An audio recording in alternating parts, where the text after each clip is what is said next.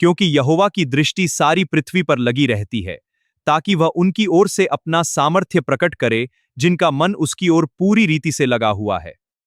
परमेश्वर संसार में क्या खोज रहा है? सहायक नहीं। सुसमाचार कोई मदद चाहिए का बोर्ड नहीं है। और न ही मसीही सेवा केवल परमेश्वर की जरूरतें पूरी करने के लिए है। परमेश्वर लोगों को अपने लिए काम करने के लिए इसलिए नहीं खोजता क्योंकि उसमें सामर्थ्य की कमी है। महान कार्य करने वाला वही है। बोझ उठाने की सामर्थ्य उसी के पास है। वह ऐसे लोगों को खोज रहा है जिनके द्वारा वह अपना सामर्थ्य प्रकट कर सके। यही झूठे देवताओं और सच्चे परमेश्वर के बीच का अंतर है। झूठे देवताओं के लिए लोगों को काम करना पड़ता है, लेकिन सच्चा परमेश्वर अपने लोगों के लिए कार्य करता है। यशाया 64:4 कहता है, प्राचीन काल से न किसी ने सुना, न कानों से ग्रहण किया, न किसी आंख ने तेरे सिवा ऐसे परमेश्वर को देखा है जो अपने बाट जोहने वालों के लिए कार्य करता हो। क्या परमेश्वर हमसे कुछ इसलिए मांगता है क्योंकि उसमें किसी बात की कमी है? हम उसे ऐसी कोई वस्तु नहीं दे सकते जिसकी उसे आवश्यकता हो। वह भजन संहिता 50 में कहता है, मैं तेरे घर से बैल ग्रहण न करूंगा।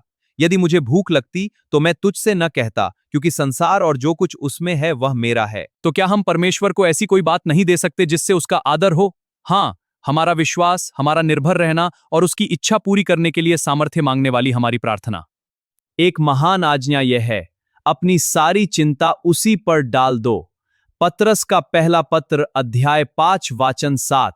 जब हम परमेश्वर पर निर्भर रहते हैं और अपना सारा बोझ उस पर डाल देते हैं, तब वह इसे आनंद से स्वीकार करता है।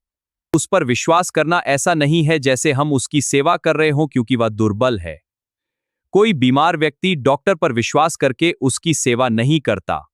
डॉक्टर पर विश्वास करना और उसकी दी हुई दवा का पालन करना रोगी के स्वस्थ होने का मार्ग है, डॉक्टर की सहायता करने का नहीं।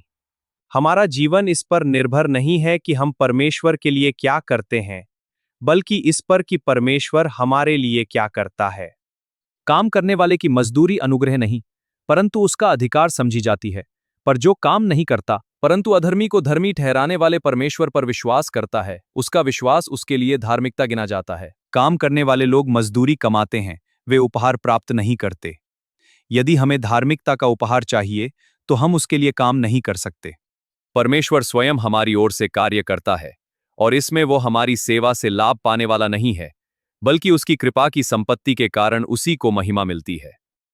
आइए हम साथ मिलकर प्रार्थना करें और पूरी तरह परमेश्वर के अनुग्रह पर भरोसा रखें।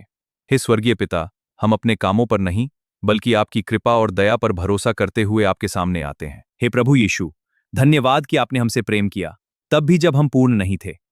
हमें सिखाइए कि हम पूरी तरह आप पर भरोसा करें और हर दिन आपकी कृपा पर निर्भर रहें। हमारी सहायता कीजिए कि हम अपनी ताकत पर नहीं, बल्कि आपकी सामर्थ और विश्वास योग्यता में विश्राम करें। हमारे पापों को क्षमा करें, हमारे हृदयों का मार्गदर्शन करें और हमें विश्वास और शांति से भर दें। यीशु के नाम में, आमीन।